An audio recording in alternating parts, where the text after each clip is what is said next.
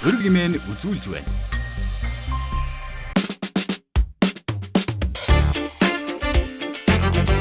Үзэгч та бүхнийхээ өнөөдрийн амгалан айлтгахыг өрг нэвтрүүлгийн ээлжид шин дугаар эхлэхэд бэлэн болсон байна.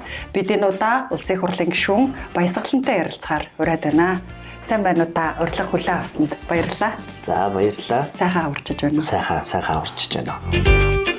Та хэдэн алтны компанитай байна? Энэ дээр би бас тайлбар баян л гэдэг. Тийм. Баян шүү дээ би. Баян. Над шиг ууд уурхай компанитай хэрнээсээ алтыг муулж кино хийсэн хүн дэлхий дээр байхгүй шүү дээ.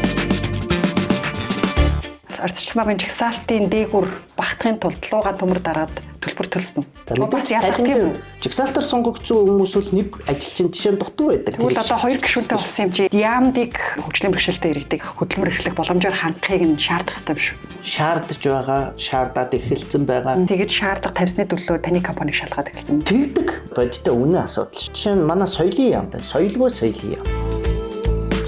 Ээжүүдээ уучлаарай те. Хүүхдээ хараад гэртээ суусныхын төлөө мөнгө өгнө гэвэл энэ бол одоо арайлахад гарсан халамж. Тэгэхээр сэтгэлийн ямар хүчээр одоо ингэ даван туулаад явж байгаа вэ?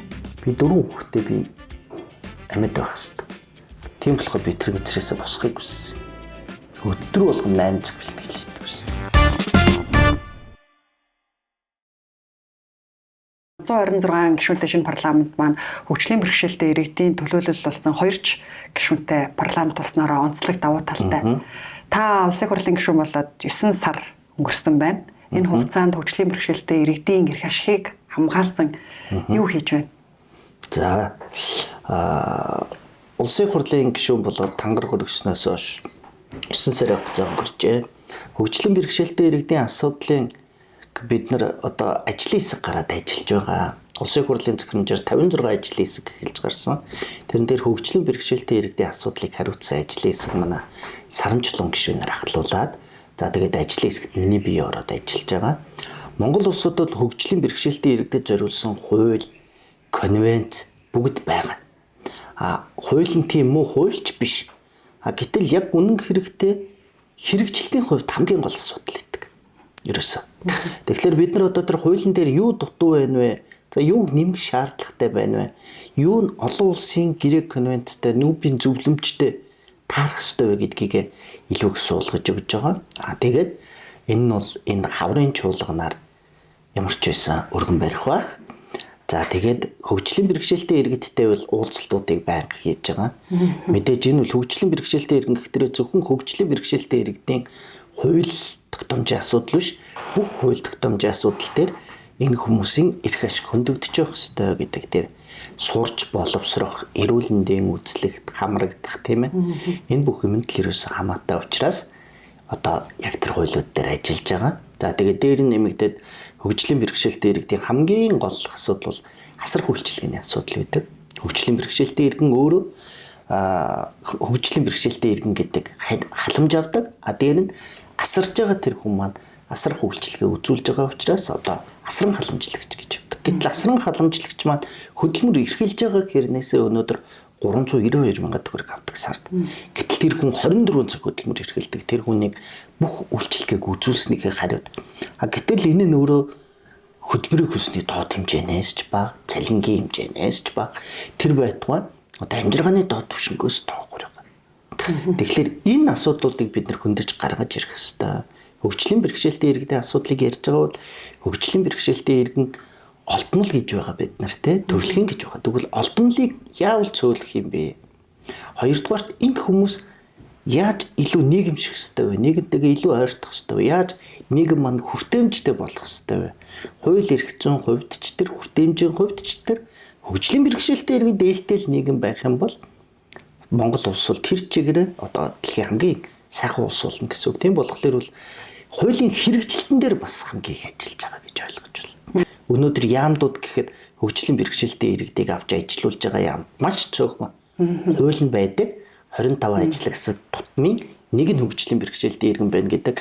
Гэтэл энэ нэг одоо 100% биелүүлсэн нэг ч яам байхгүй гэдгийг бас хэлье.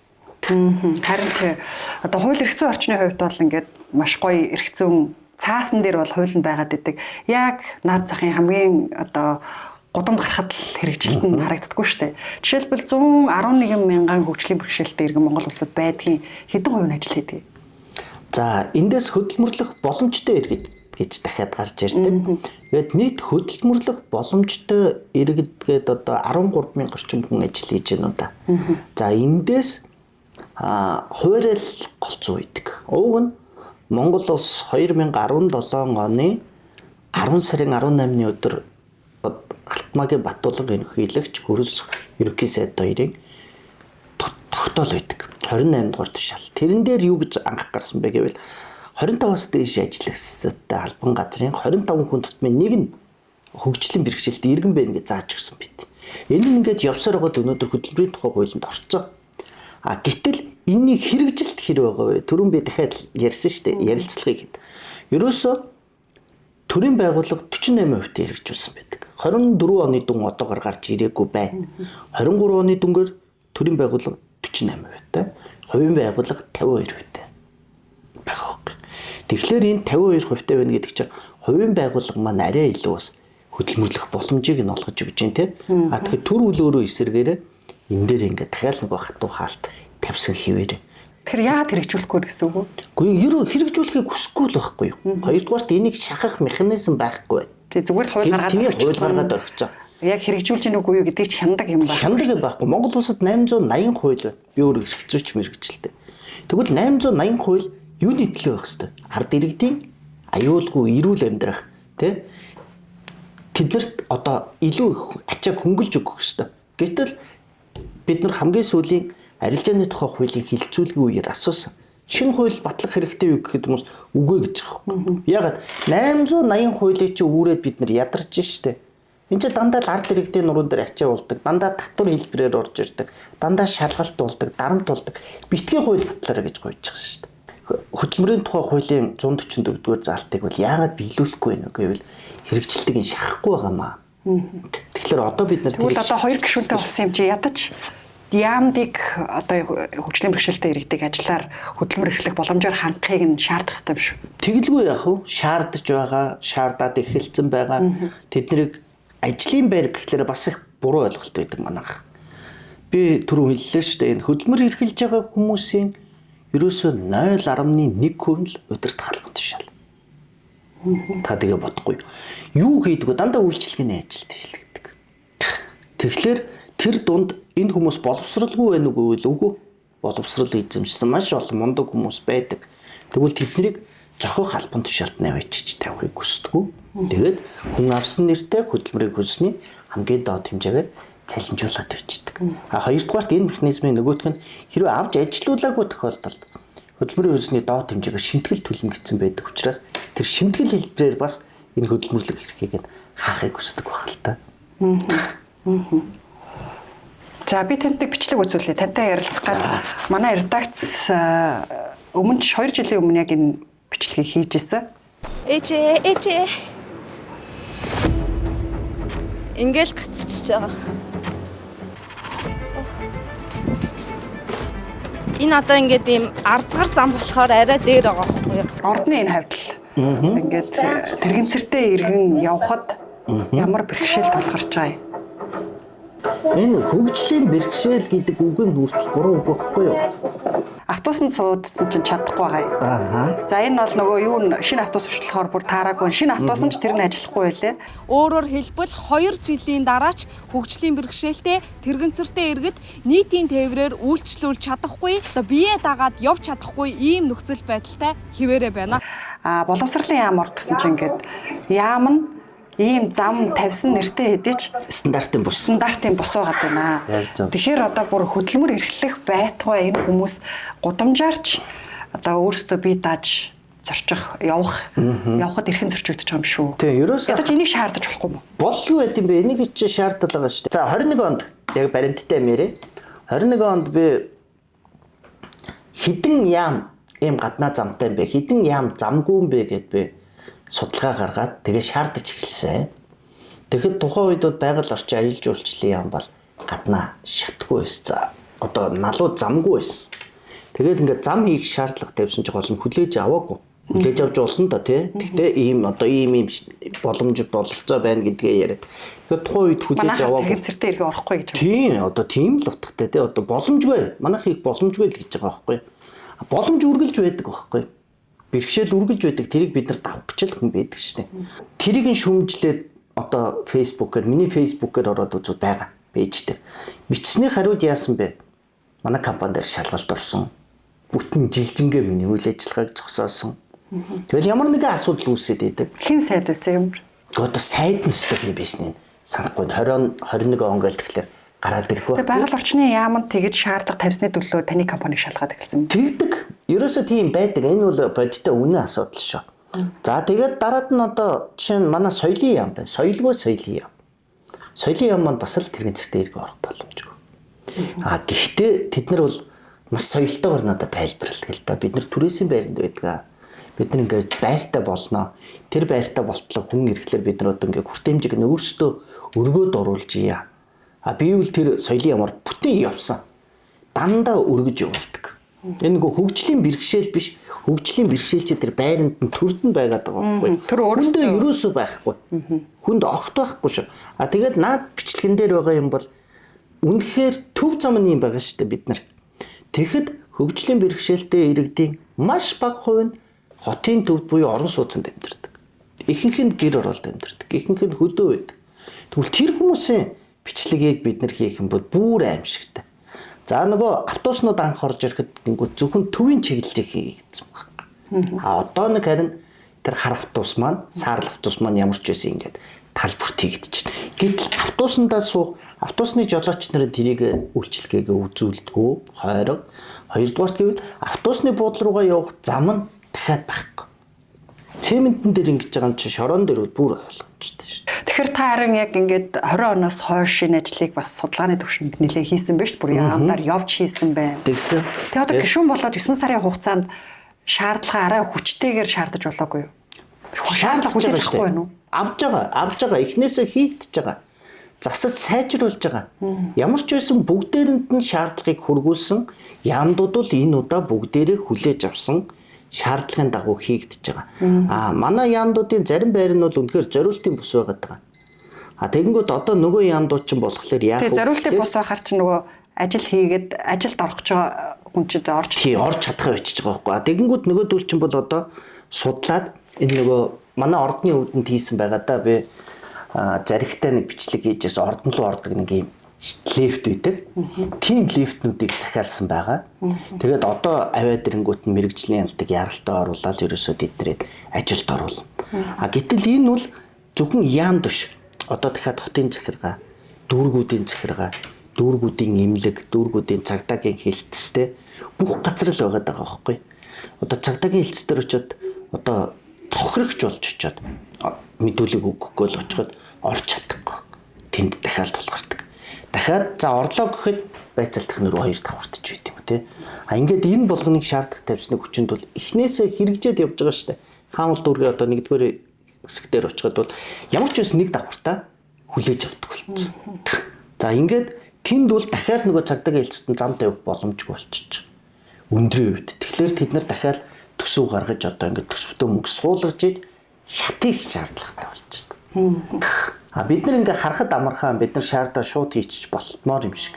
Гэтэл нөгөө барилгын хийцээс шалтгаалаад бас зарим нь бол үнэхээр нэмэлтээр хийх боломжгүй учраас бид нар ийм юм хийвэл яах вэ гэдэг тийм зөвшөлтсөн хийж байгаа. Ийм халуун шатыг нэг барилгад хийхэд төсөв нь хэд болох вэ? Хэдий хэмжээтэй барилгаас шалтгаална. Хэдэн метрийн өндөртэй тавцангаас шалтгаална. Шат маань өөрөө налуу зам маань 10 градус байх ёстой. 4 метрээс 5 метр яваад амрах тавцсан байх ёстой.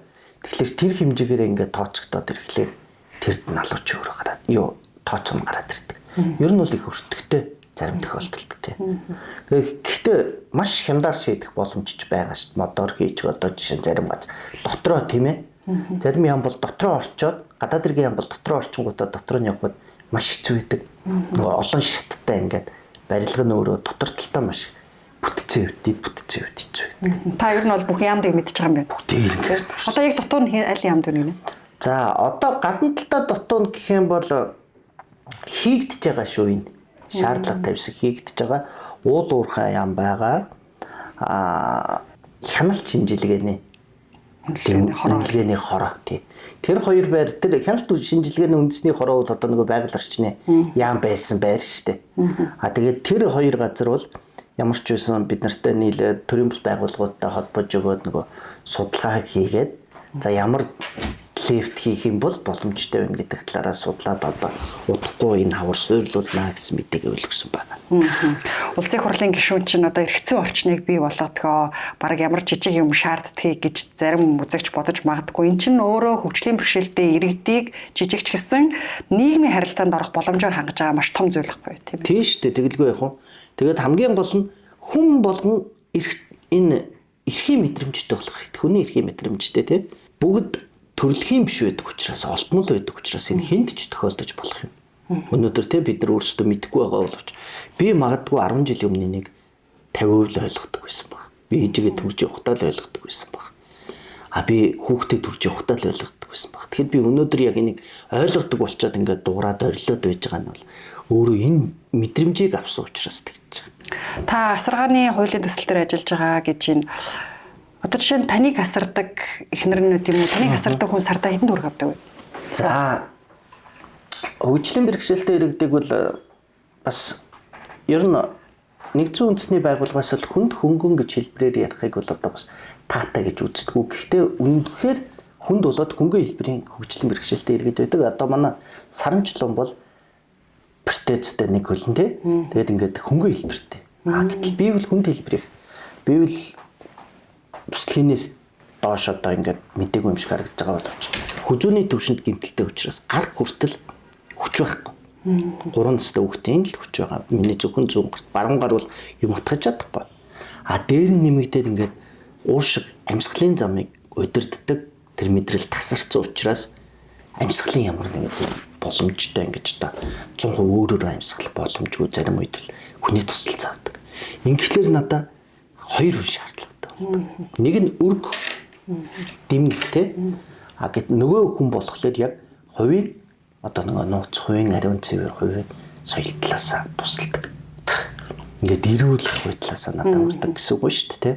Ийм их ажил хийж байгаа хүмүүсийг нэг нь л хамрагддаг. Манай эхнэр л хамрагддаг гэсэн үг.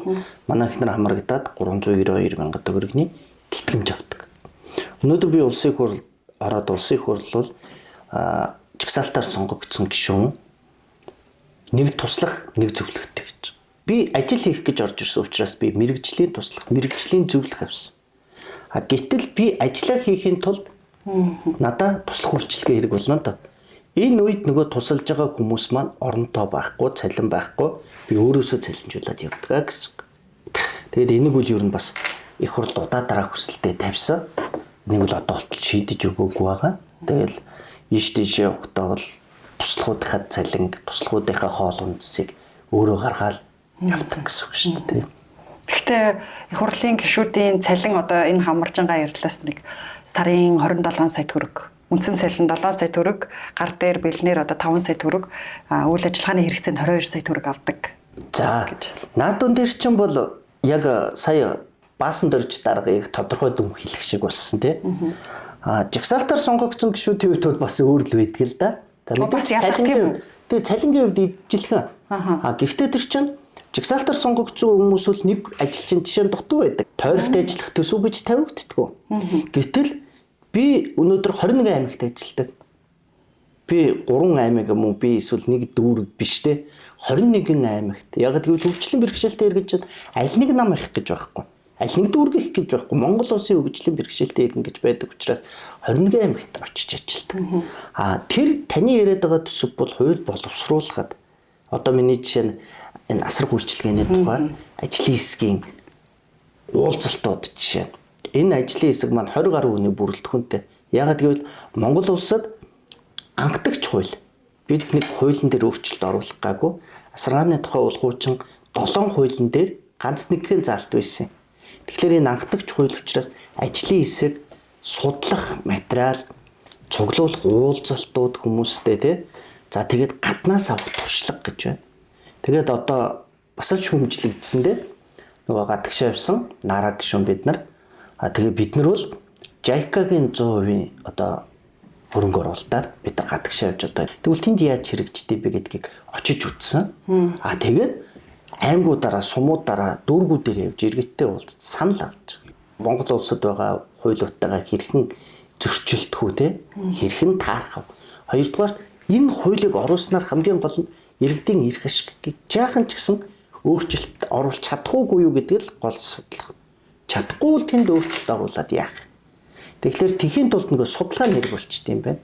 Ингээд тэр таны хэлээд байгаа Монгол ерөөсөө тэр судалгаа тэр чиглэлдээ илүү зарцуулагддаг. Тэр нь гişүн би тэндээс мөнгө аваад хүн цалинжуулдаг гэсэн асуудал биш. Харин янз бүрээр л нэрлэдэг байгаа. Тойрогтой ажиллах мөнгө л гин. Тий, тойрогтой гişүүдийн үед бол тойрогтой ажиллах мөнгө гэж. Тэгээд хуулийн төсөл боловсруулахад зарцуулдаг судалгааны мөнгө л гин. Тэгээд тойроггүй гişүүдийн цалин хангамж нь ялгаатай гэсэн үг. Үгүй ээ, тойроггүй гişүүдийн хангамж нь ялгаатай, цалин нийцлэхэ гэсэн үг. Үндсэн мэргэжил нь эрхцүүчээс гадна жүжигчин мэргэжилтэй. Жүжигчин. Одоо кино урлагийн салбараа орхих уу? Орхихгүй. Эмзэглэхгүй бол түүхийг гэрүүлэх гад. Жилийн дараа манай хүүхдүүд ингээл тэр өдөр болох гэхлээр л ингээ бүгд айцтай. Гэтэ би амар азтай, маш азтай. Би маш сайн хайтай. Маш сайн аав ээж, гэр бүл, найз нөхөдтэй.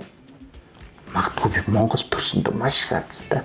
Чанаргүй юмын золиос болсон тухайгаа их ярьсан. Энэ талаар яриач яг юун чанаргүй байгаа танд яаж нөлөөлсөн бэ? Биеэрээ идэлж яваа. Монголоос авсан юм бол цаанаа л үйлчлдэг. Үйлчлэл. Одоо ч тийм байна уу? Өнгөрсөн жил ч одоо эмийн асуудал нэлээд хурцаар яригдсан шүү дээ. Үгүй болоогүй. Тэгээд одоо би бас давхар хэлэхэд гадагшаа эмийн лабораториуд руу Монгол байгаа эмнүүдээс шинжилгээнд явуулсан. Ийм алт авчирсан. За. Та хэдэн алтны компанитай вэ? Хэдэн алтны компани? Одоо таны хамаарал бүхий хэдэн алтны компани байна? Надаа алтны компани байхгүй. Би уул уурхайн компанитай байсан.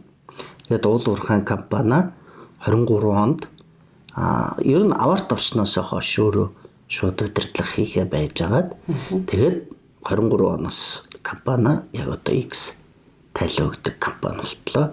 Бүх өмнөдөө хүлээл гэж өгөөд тэгээд одоо надаа уул уурхай буюу таны хэлж байгаа алтны компани байхгүй. Одоо бүр үйл ажиллагаагаа зогсооцсон гэсэн үг юм уу? Зарсан гэсэн. Тэгсэн гэсэн. Бүр үйл ажиллагаагаа зогсоогоод газраа хүлээл гэж өгөөд зарим газраа шилжүүлээд зархаа зараад ингээд компанийн хувьд бол одоо надаа уул уурхай компани байхгүй. Яг хүмүүс намайг би юм шүү. Энэ дээр би бас тайлбарлах. Баян л гэдэг. Тийм. Баян шүү дээ би. Баян. Тэгээ эн чинь бол амны бэлгээс аштын бэлэг. Би найзуудаасаа төрүүлээд хамгийн анх 4 хүүхэдтэй болсон байдаг. Тэгэхээр би юугаараа баян? Би үр хүүхдээрээ баян байсан юм аа. Эрхэн баян үр хүүхэд байдаг шүү дээ. Эрдэм ном байдаг. Тэгэхээр би үр хүүхэдтэй учраас одоо манай найзууд тэгдэг байсан баг. Тэргэн дээр ачаач багтахгүй олон хүүхэдтэй баясаа гэж ярьдаг байсан. Тэгээд тэр утгаараа баян баясаа гэдэг нэртэй байсан. Тэгээд манай аав өөрөө геолог хүн. Одоо ялгаа байхгүй 5-7 хайгуул, за бугантын сэлэнгийн орчмын хайгуулт явдаг байсан геологч хүн. Энэ 80 жилийн түүхтэй одоо энэ салбарын 60 жилийн түүхийг нь бичлэгчиж яваа тийм хүн байдаг. Тэгээд аавынхаа мэргэжлийг хүн болгоно л өвлөх гэж аавынхаа сурсан юмыг бас сурч үлдэх гэж хичээдэг. Тэр утгаараа би уул уурхай компанитай байсан, уул уурхайд ажилладаг байсан. Гэхдээ уул уурхай юун зөв, юун буруу гэдэг дээр бол үргэлж шүмжлэлтэй байдаг байсан. Над шиг уул уурхай компанитай хэрнээсээ алтыг муулж кино хийсэн хүн гэхэд байхгүй шүү дээ. Би үргэлэг 2 гэж кинон дээр хариуцлагагүй уул уурхайн тухай хийжсэн. Тэгээд тухайн үед бол манай салбарын гайхажсэн. Та яагаад ингэж салбараа ингэж анггүй салбар биш. Энд чи хариуцлагатай болоод хариуцлагагүй уул уурхай гэж. Хэрвээ хариуцлагагүй байх юм бол алтны дээр гэж юм бүхэн үнгүй байдаг. Их орон найз нөхөд аав ээж те. Тэгэхээр энийг л би үзүүлэх гэж хичээсэн. Үндсэн мэргэжил нь эрхцүүчээс гадна жүжигчин мэргэжилтэй. Жүжигчин. Одоо кино урлагийн салбараа орхих уу? Орхихгүй мэдээж. Энэ бол миний хувьд бол би амьдралынхаа 4 жилийг тэр сургуульд зориулсан. Төрсөн цагаас гэж худлаа ярихгүй. Гэхдээ мэдээ орсон цагаас эхлээд ямар ч байсан. Урлаг ямар сайхан бэ, урлаг ямар хүчтэй юм бэ гэдгийг мэддэг учраас одоо тэрийгэ би орхиж чадахгүй. Тэгээд өнөөдөр ч гэсэн яг энэ танхимд бас соёл урлагийг, кино урлагийг төлөөлөөд сууж байгаа. Кино урлагийг төлөөлөө сууж байгаа ганц хүн нь би байгаа шүү дээ. Тэгэхээр энэ салбарын асуудал ч гэсэн надад хамаатай гэсэн үг. За та ардчилсан намын жагсаалтаар гишүүн болсон. Ардчилсан намын жагсаалтын дээгүр багтахын тулд луугаан төмөр дараад төлбөр төлсөн үү? Үгүй. Огт үгүй. Энийг бол би бардам хэлнэ. 2020 онд сонгуульд дэвшигтээч би хэлсэн. Би мөнгө төлөхгүй гэдгээ хэлсэн. Хоёрдугаар өстой ганц гишүүн байх би юу авахгүй, хандив авахгүй гэдгээ хэлсэн. Би өөрөө нэгэнд ийшээ зүтгэж байгаа бол өөрийнхөө хүчээр ямар ч байсан юм хий гэж зүтгэсэн. Тэгээд сонгуулийн үеэр бол нэг ч төгрөгийн хандив аваагүй дансаа хаасан. Тэгээд тухайн үед шалгаад дууссан. За 20 онд бол би болтол бол энэ хөгжлийн бэрхшээлтэй иргэдийн асуудлыг илүү одоо байнга ярьдаг байсан, түлхүү ярьдаг байсан, намдаа үргэлж дуу хоолой болдог байсан. Тийм учраас зөвхөн намаас ч биш хөгжлийн бэрхшээлтэй иргэдийн холбоодуудаас, үндэсний холбоодуудаас хүртэл ийм хүмүүсээс төлөөлүүлээд бид нэрийг ингээд их хурл дэвшүүлээч гэдэг тэр нэрэн дотор бол миний нэр өөрөө бас явж ирсэн. Тийм учраас одоо би ямар нэгэн тийм мөнгө төлөх одоо ерөөсөө шаардлага байгаагүй. Тэгээд ч ардчилсан намын хувьд бол хүний эрхчлөөг дээдэлдэг нам шүү дээ. За хөдөлмөр алдалтын хувийг тодорхойлдог даргачлал нь орчин үеийн нийгмийн шаардлагад нийцэж байна уу? Энэ талаар судалсан уу та? Энэ нийцдэггүй. Энэ бол нийцдэггүй. Тэгээд угаасаа хөдөлмөр алдагдлыг тогтоох энэ онш тогтоохоос эхэлж байгаа. Тэгэхээр энэ дээр ICF буюу олон улсын одоо яг хөдөлмөр үйлдэлийн хөдөлмөр алдалтыг тогтоохын стандарт Монголд орж ирж байгаа. За энэ хэрэг ороод ирэх юм бол бид нар одоо энэ дээр тийм дахиж алдаа гарахгүй гэж ойлгож байгаа. Өнөөдрийн төвшөнд бол яг үндэ миний хувьд ч гэсэн яг тэр тогтоолтон дээр алдаа гардаг байхгүй. Ягаад гэвэл миний нуус одоо тасарсан гэж үздэг. Гэтэл яг оншин дээр тийм онш байдаг. Тэгэнгүүт дөрвөн хүчний саажилт гэж үздэг намайг. Гэтэл дөрвөн хүчний саажилтаас илүү надад амьсгалын замын маш их нэмэлт юмнууд байдаг. Гэтэл дөрвөн хүчний саажилтаараа 100% орчдөг. Хөдөлмөрийн чадвар алдагдaltaараа. Тэгэхээр энэ дээр бол тэр олон улсын ICF энэ асуулт бол маш гоё асуулт байна. Ягаад гэвэл тэр ICF гэж одоо стандарт орж ирснээрээ бид нар энийг юус маш амархан шийдчихнэ. Тийм. Дэлхий ингэж шийддэг. Гэтэл бид нар тэрнээс хоцорч явсан одоо ямар ч байсан хөдөлмөрийн нийгэм хамгааллын яам төрийн бус байгууллагууд бүгд нийлж яриад тэгээд энэ жилдээ ямар ч байсан багтаад ICF ороод ирнэ. ICF нь ороод ирвэл ингээ сар болгон л одоо хөгжлийн бэрхшээлтэй иргэдийг группийн хурал гээл тий цаг үрж цагийг нь үрж ингээд нэг сунгах болоод идэг. Бараг нэг иргэн 2-3 өдөр зарцуулдаг юм шиг байгаа. Энэ нь өөрчлөгдөх үү? Өөрчлөгднө. Шаардлагатай тохиолдолд одоо жишээ нь миний хувьд бол өнөөдөр дэлхийд яг юу гарч ирээгүй, нэмчилгээ гарч ирээгүй нэмчилгээ. Тэгэхээр яг тодорхой өвчнүүд дээр бол өнөөдрийн байдлаар тэр дахин хуралд орох гэдэг асуудал байхгүй болцсон шүү сэтгүүлчээ. Энэ дээр ямар ч байсан эрүүл мэндийн яам, хөдөлмөр гэр бүл нийгэм хамгааллын яам бүгдээрээ хамтарч ажиллаад ерөөсөө хурал гэж байнга авчирдаг энэ асуудал дээр анхаарч өгөөч гэдгийг хүсэлтийг бол удаа дараа тавьсан.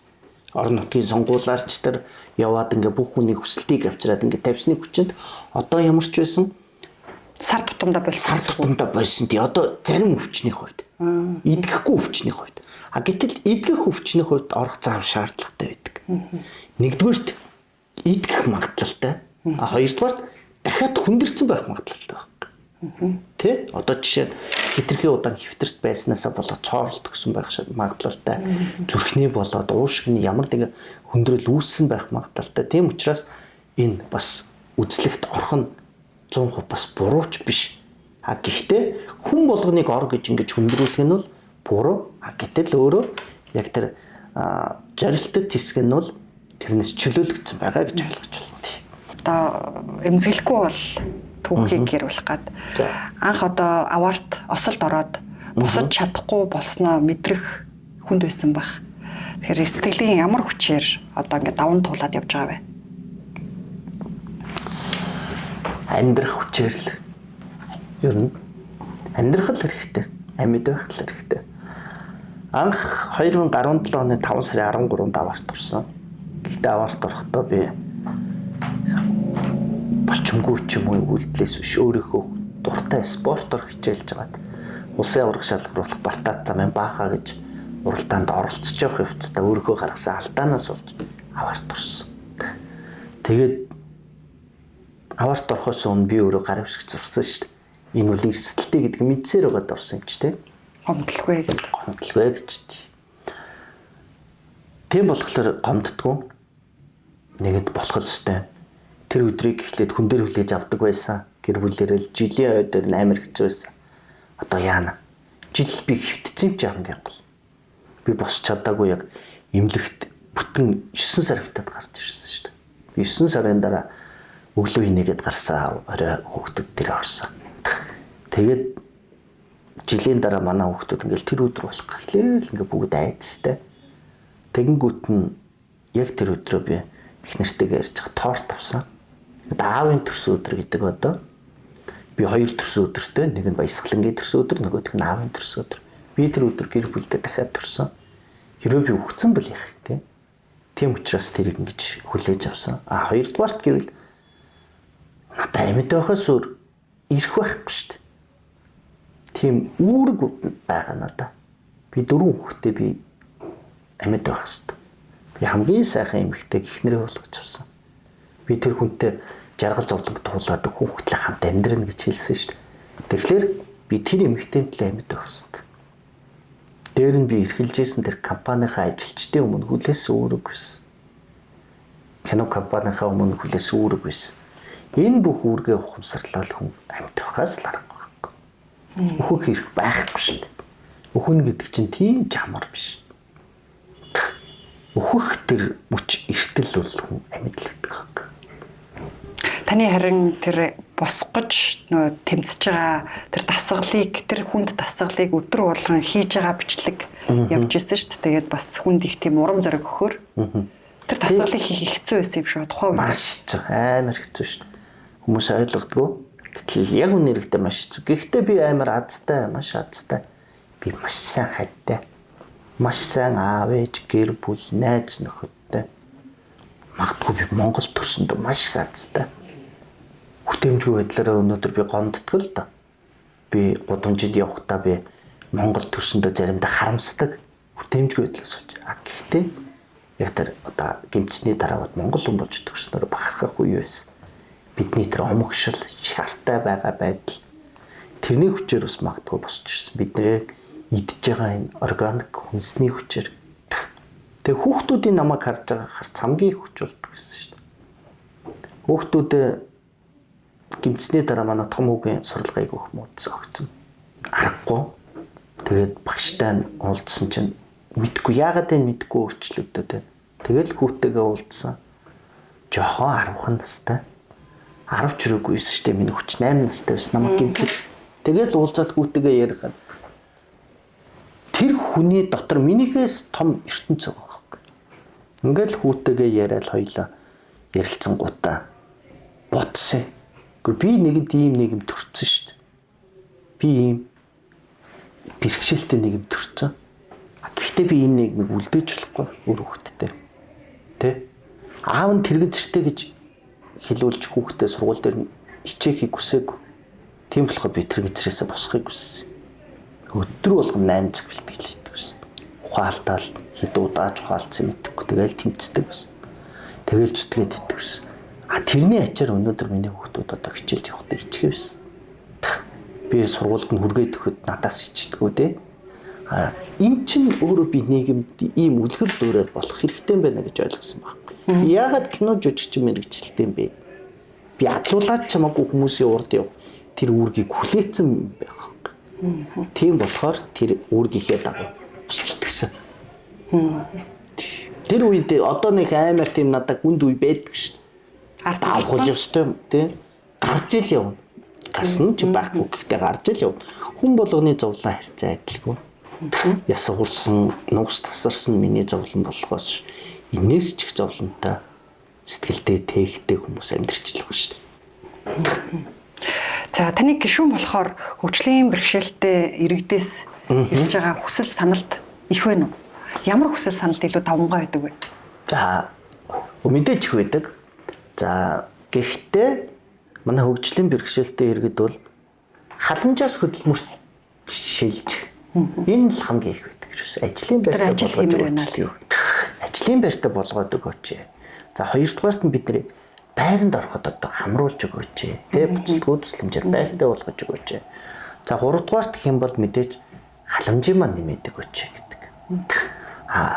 Үнэхээр энэ дунд одоо бид нар зөв юм хийх хэрэгтэй л дээ. Өнөөдөр халамж гэж ярингууд хавтгарсан халамж гэж бид нар одоо яриад идэг шүү дээ. Гэтэл яг юу нь хавтгарсан халамж? 2025 оны төсөвдөр 2.5 их 80 төгрөг халамж гэж одоо хэлбэрээр юунд вэ? Нийгэм гэр бүл нийгэм хамгааллын яамд. Гэтэл энэ 2.4 их 80 төгрөгийн чинь 1.8 их 80-д нь хүүхдийн мөнгө, одонтой ээжүүдийн мөнгө, яг хавтгарсан халамж тэнд байдаг. Гэтэл яг хөгжлийн бэрхшээлтэй иргэд дээр очиж байгаа. Өндөр настан дээр очиж байгаа. Тэр халамж бол энэний 3.2% шүү дээ. Тэ одоо нэг том дүн тавьчаал бүхэл том дүн тавьчихаар тий. Тэгэхээр тэрийг салгах хэрэгтэй. За хүүхдийн мөнгийг бол одоо ингээд гадны орнуудаар яваад ер нь уулзахад бол Монгол улсыг бол жишг болгож ирдэг юм билээ. Хүүхдтэй сар болгон 100 мянган төгрөг өгдөг. Эдийн засгийн тийм мундаг биш хэрнээсээ ийм улс бол дэлхийд байхгүй. Энэ бол хамгийн мундаг улс гэж ярьдаг байхгүй. Тэгэхээр хүүхдийн мөнгө л хөдөлж болохгүй нэ. За тэгвэл одоо энэ нөгөө хүүхдээ харж байгаа цалинтай ээж хөтөлбөр тийм. Сүүлийн үед бас цалинтай ээжийн цалин өсгөх ёстой үнийн өсөлтийг дагаад. Тийм. Гэхдээ энэ дээр бие үл эсрэг байрсан өөртөө байдаг. Ээжүүдээ уучлаарай тийм. Яагаад гэвэл яагаад ч тэр цалингийн хэмжээд бид нар хүргэж чадахгүй. Тийм болохоор ээж хүүхдээ харангаа ажил хийх боломжийг нь л олгох хэрэгтэй байхгүй уг нь. Ээж хүүхдээ харангаа цахимаар өдөрт 2 цаг ажил хийгээд тэгээд тэр авдаг халамжаасаа илүү цалингаа авдаг тэр л системийг бүрдүүлэх хэрэгтэй. Тэрнээс биш мөнгөн халамж бол яг үнэндээ тэр одоо цалинтай ээж 50 мянга төгрөг бол тэр ээжд бол харин тий онлайнаар ажиллах, алсын зайнаас ажиллах, тэг өдөрт 2 цагаар ажиллах тийм хөдөлмөрийн одоо бүтцэн байхгүй байгаа юм л та. Хөдөлмөрийн бүтцэл байгаа. Одоо эрэлт хэрэгцээ үл байгаа. Тэр систем бий болоогүй юм л та тийм. Тэгэхээр тэрийг нь л бий болгоод өгөх хэрэгтэй. Бид нар одоо тэр нөгөө цагийн үнэлгээнд дээр ажиллах хэрэгтэй. Ээжүүдийг тэр хүүхдээ харангаа хөдөлмөр эрхлэх боломжийг нь л олгох хэрэгтэй. Тэрнээс биш хүүхдээ хараад гэртээ суусныхын төлөө мөнгө өгнө гэвэл энэ бол одоо хатуу хэлэхэд бол арай л хатгаарсан халамж. Одоо хөгжлийн бэрхшээлтэй иргэдийн хөдөлмөрлөх боломжийн талаар ороход одоо сэдв рүүгээ ороход одоо танд хамгийн шаардахад ойрхон байгаа энэ 13 яамд ажил авахгүй байгаа шалтгаанаа юу гэдэг? Юу гэж тодорхойлдог вэ? Яг шалтгаанаа одоо яг шууд хэлж чаддгүй л дээ бүгдээрээ. Тийм үү яана манай яам тийм байна уу? Нэрээстэй хүн аваагүй юм биш үү те. Тэгсгээ хайцсан юм биш үү? Тийм ерөөсөө тэгсгээ дайчдаггүй. Манай ч уг нь байдэн штэ. Сонсголын бэрхшээлтэй нэг хүн яваад байдэн штэ. Энэ тэр чинь юу влээ гэдэг ийм хэмжээнд л байдаг байхгүй. Гэтэл тэрийг одоо яг шууд ам бардам хийх хүн байвал гоё биш тийм биз дээ. За манай яам тэдэн үнтэй. Тэдэн хүн авч ажилуулдаг. Тийм одоо бэрхшээлтэй. Бид нар бэрхшээлтэнд харуулад ингэж ажилуулдаг гэдгийг хэлж чадчихвал. Хамгийн их мулд уул уурхай салбар. Хамгийн их сайн төлбөрөөлдөг. Тэр нь эргээд хөдөлмөр эрхлэлтийг дэмжих сандаа зарцуулагдах хэрэгтэй. Тий, уг нь бол бэрхшээлтэй иргэдийн тий. За энэ санд гэхдээ саяхнаас л орж байгаа заяа. Энэ дээр дахиад 7 жилийн өмнөөс л бид нар би ганцаараа бишээ бид нар хөөцөлдөж эхэлсэн. Хүүе энэ санд одоо жишээ нь 18 онд энэ гарсан үедээ 800 сая орсон юм байна. За 19 онд 3.2 хүүе 20 онд энэ ч бүр 9.8 тэрбум орсон юм байна. Энэ мөнгө хаашаа явсан бэ гэд тухайд судлаа. Тэгэнгүүт тэр нь болохоор хөгжлийн бэрхшээлтэй иргэдийн хөдөлмөр эрхлэлтийг дэмжих сангийн данс гэж байгаагүй. Нийт нөгөө ямар гоо орчдөг байсан. Тэгээд бүр амар инээдтэй юм гарч байгаа шиг. Солонгост ажиллагчдын хэлний бэлтгэлд хүртэл зориулагдсан байдаг байхгүй. Зарцуултын арга. Одоо бол харин яам дээр энэ зарцуулт энэ юмнуудад бүгд сайн хийгдсэн.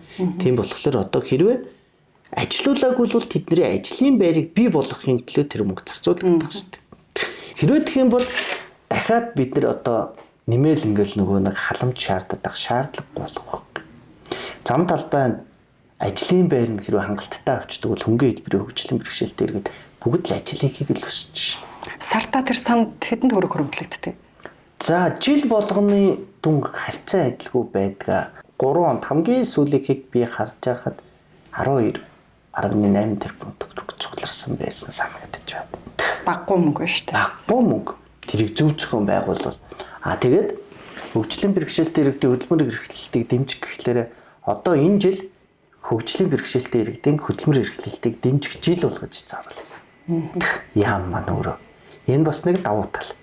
Тэгэхээр энэ дээр бид нар яах вэ гэхлээр одоо job центрийг ажилуулж эхэлнэ. Хөдөлмөр зуучлах тэр байгууллагуудыг ажилуулж эхэлнэ. Ингээд дараад нь ажилд орсон хүмүүсийн эрх ашгийг хамгаалах тал дээр дахиад явуулах гэсэн үг. Хөдөлмөр эрхлэлт дээр зуучлах тал дээр бас манай хэвлэл мэдээллийн байгууллагатай хамтарч ажиллахад бид бол нээлттэй шүү. За баярлалаа. Бид өчигдөр л гэхэд одоо өөрсдийнхөө ургийн сайтаар 3 хөгжлийн бэрхшээлтэй иргэдийг бас онцолж гаргасан. Одоо ингээ хөдөлмөр эрхэлж байгаа, төрөлхийн сайжралтай ч гэсэн хөдөлмөр эрхэлж байгаа гэдэг. Миний асуулт ерөөхдөө дуусч байна. Танаас 2 асуулт үлдсэн байна. Та хэд хэдэн ярилцлаган дээр чанаргүй юмын золиос болсон тухайгаа их ярьсан. Энэ талаар яриач яг юун чанаргүй байгаа танд яаж нөлөөлсөн бэ? 2017 оны 5 сарын 13-ны өдрөөс хойш би эмийн байнгын хэрэглэгч болсон. За Солонгост 2 сар байжгаад Монгол улсад ирэхэд Солонгост надад бичиж өгсөн миний оншин таарсан юм Монгол улсын эмийн бүртгэл одоо ч ороогүй байдаг. Унал таталтын өвчтөй хүүхдүүдийн эм одоо ч ороогүй байдаг. Орох гээд одоо бүртгэлд ингээл бичигдэл хичээгээл явж байна. Гэтэл тэр шатлан тийм амар биш юм бэ. За дээр нь орж ирсэн юм нь би одоо миний ойлгохгүй байгаа гол юм тэр штэ. Яагаад Монголд давхар тунгаар уугаад 40 мг уух хэрэгтэй юм 80 мг-аар уугаад өвчин дарагдахгүй байхад би Солонгост очиод Солонгост үйлдвэрлэснийг 40 мг уухад би өвчин дарагдаад байгаа юм. Хүн болгоно л ярьж байгаа шүү дээ. Би энийг бүр биеэрээ идэлж яваа. Монголоос авсан юм бол цаанаа л үйлчлдэг. Үйлчлэл. Одоо ч тийм байна уу? Өнгөрсөн жил ч одоо эмийн асуудал нэлээд хурцаар яригдсан шүү Үгүй дээ. болоогүй. Тэгээд одоо би бас давхар хэлэхэд гадагшаа эмийн лабораториуд руу Монгол байгаа юмнуудаас шинжилгээнд явуулсан. Өөрийнхөө уудаг юмнуудыг үү? Үгүй. Бидний хэрэгэлдэг хамгийн одоо монголчуудын хамгийн их төлхөө хэрэгэлдэг юмнуудыг хүмүүсээс нэрсээ нь асууж агаад ярих хангалтгүй байна, хийх хэрэгтэй байна. Тийм болохоор ямар ч байсан давхар одоо хуваараа шинжилгээнд явуулсан. За ингээд энэний үр дүн мэрэглэр би одоо маш тодорхой гарах байх гэж. Хариу нэрэг байх уу? Хариу нэрэг байна. Хүн болгон надад тэрний дараа маш олон одоо хэдэн 100,000 санал ирсэн. Бүгдээрээ л яг үнэхээр баталгаатай байна. Би энэ өвчөө идэхгүй Канадад ирээд би зүгээр одоо нөгөө нэг трафио уугаад энэ идгээд нь штэ. Ямар сони юм бэ гэж ярьж байгаа. Үнэхээр Монголд байгаа эмэндээ байгаа мó? Эсвэл Монголын нөгөө нэг утаа бидний нөгөө цаг үргэлж ирээд агаарын бохирдол хүнсний аюулгүй байдалд байгаа мó? Энийг бас бид нар яг гаргаж ирэх хэрэгтэй. Эмийн аюулгүй байдал бол ерөөсөө эмийн чанар бол маш муу штэ. Монгол бол эмчнэр сайн уу сайн. Эмнэлгийн байгууллагыг бол би муу хэлэхгүй. Эмчнэр бол маш сайн. Гэтэл эмчийн бичиж өгж байгаа эмийг уугаад идэхгүй байгаад өөрөө эмийн чанар ямар байгааг л хэлчихэж байгаа. Тэрнээс шинэд бол одоо аль нэгэн салбарыг муулах гэдэг хэрэг биш. Надад тохиолж байгаа эмийг л би ярьсан. Надад тохиолж байгаа юм дээр шинжилгээ хийж байна. Одоо тэрийг нь олон улсын байгууллагаар нь үнэлүүлчихье. Тэгээд авчрахлаар одоо дүн гараад ирэх хэлбэртэй. За улсын хурлын гишүүний хувьар асуухад одоо ураанагийн гэрээ батлагдсан ч гэсэн урааны асуудал дахин олон нийтийн дунд бас хилцүүлэг өрнүүлээд байна л да хоёр талтай. Том төслүүдэд явуулах одоо орж ирж байгаа санхүүжилт хөрөнгө оруулалт нь Монгол улсад хэрэгтэй л гэж байна. Нөгөө талдаа ийм мөнгөөр хортой юм үлд олборлох хэрэг байна уу гэж тэ уран хортой гэдэг. Таны хувьд аль талын байр суурийг дэмжиж байгаа вэ? Хэрвээ уран хортой бол орж ирэх мөнгөний хэмжээнд хамааралгүй байх хэрэгтэй шүү дээ. Тэ? Тэр их мөнгө орж ирэх байсан ч гэсэн бид нар үнэхээр тэр хортой үл хийх ёсгүй. Гэтэл өнөөдөр дахиад хэлгээд хариуцлагатай уул уурхайн хувьд бол тэр шар нутгийг олборлоход бол тийм аюултай гэж бий болох хэрэггүй байгаа. Мэргэжлийн геологуудтай уулзсан. Би ажлын хэсэгт байгаа өөрөө. Тийм учраас би мэргэжлийн геологуудтай уулзаад за яг ямар учиртай юм бэ? Та нар одоо мэргэжлийн хүний хувьд ингээд зөвлөгөөгөө өгөөч. Гэхдээ амаар биш бичгээр өгөөч гэсэн маш олон эрдэмтэн, маш олон геологуудаас уран аюулгүй гэдгийг үл илэрхийлсэн. За тэгээд дээр нь Марда гэж манад уран олборлож ирсэн шүү дээ. Дор нутад Оросууд Мардаг олборлож ирсэн. Тухайн үед Оросууд бол Оросын технологиуд муу л байсан байгаа. Одооний технологитой харьцуулахад гэхэд тэнд 6 урттай хурах ч юм уу ямар нэг юм төрөөгүй гэж би л үзэж байгаа. Ягаад гэвэл тэнд манай хоригдлуудыг ажилуулдаг байсан гэж байна. Тэр үл яг уурхайн гүнд байсан учраас тэгж ярьдаг. Тэгээд өөрөө нөгөө нөхцөл нь хүнд байсан. Би түрүү хэллээ шүү дээ. Тэр хүмүүсийн олборлож исэн арга барил нь одооныхтай харьцуулах юм бол хүнд бөгөөд одоо хоцрогдсон нөхцөл байсан байна. Тэгэхээр би бол уран дээр бол энийг бол олборлох хэрэгтэй гэж үзэж байгаа. Бид нар өнөөдөр газрын гүн рүү шахаж байгаа 260 тонн гэд одоо энэ орооны төсөл дээр л байгаа л да.